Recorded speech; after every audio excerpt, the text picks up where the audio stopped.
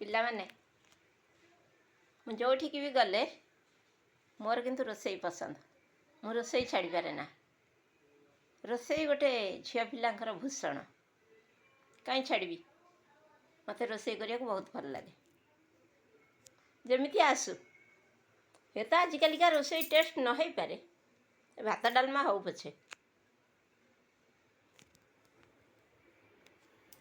ବଡ଼ି ଭଜା ହେଉଛି। ଶାଗଟା ଯେତେ ଗୁଣ୍ଡ କରି କାଟିବ, ଶାଗ ଚୁନା ଚୁନା କରି କାଟିଲେ ଭଲ ହେବ। ଆଉ ଡାଲମା ହେଇଛି।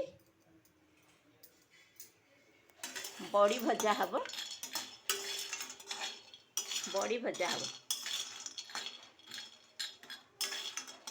ବଡ଼ି ଭଜା ଶାଗରେ ପଡ଼ିବ। ଭାତ ହେଇଯାଇଛି। ତାପରେ ଡାଲମା, ଶାଗ ଭଜା ଆଉ ବଡ଼ି ଭଜା ଆଉ କାକୁଡ଼ି ଦହି ଅଛି ହେଲା। କାକୁଡ଼ି ଦହି ଅଛି। ଆଜି ତ ସହଜ ମଙ୍ଗଳବାର ନା, ସାଧା ଖାଇବା। ମୋର ଖାଲି ବୁଧବାର ଶୁକ୍ରବାର ଆଇଁଷ ଖାଇବାର। ମଙ୍ଗଳବାର ଆମର ସମସ୍ତେ ସାଧା ଖାଆନ୍ତି।